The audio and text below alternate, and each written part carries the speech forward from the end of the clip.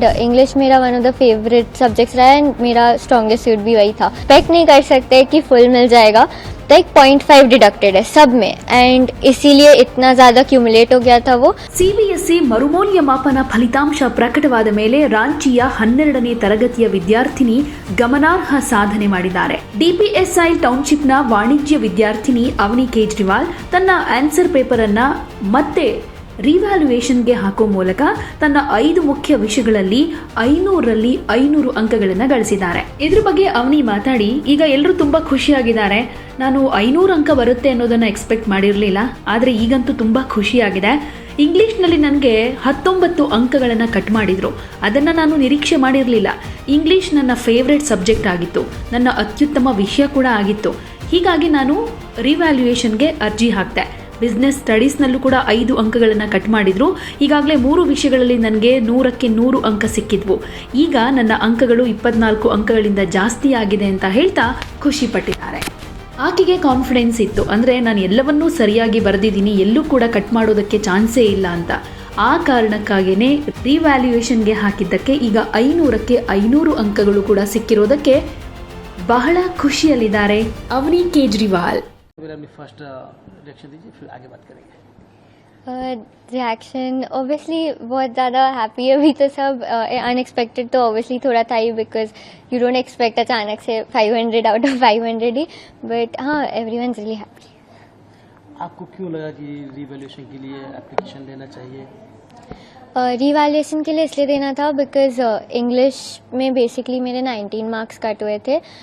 81 out of 100 आया था and English मेरा one of the favourite subjects रहा एंड मेरा स्ट्रॉन्गेस्ट सूट भी वही था. तो ऑब्वियसली बहुत शॉकिंग था and then we decided that रिवैल के लिए तो अप्लाई करना ही है.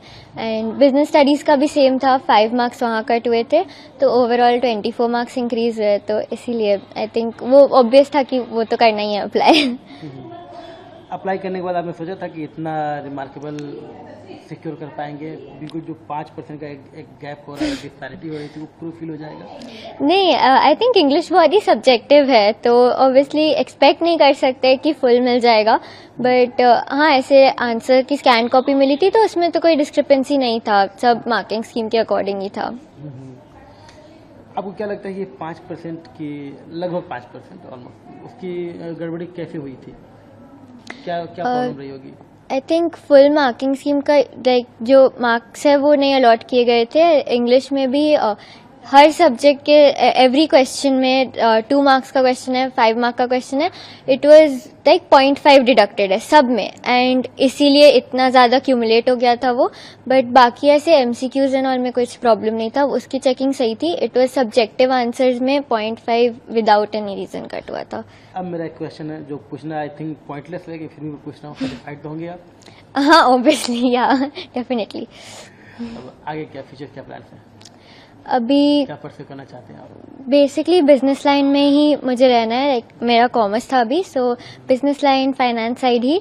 एंड अभी कॉलेज डिसीजंस था, आई एम स्टिल वेटिंग, कुछ का रिजल्ट्स आने वाला है एंड उसके बाद भी डिसाइड होगा, बहुत कुछ क्लैरिटी थोड़ा ज़्यादा आएगा.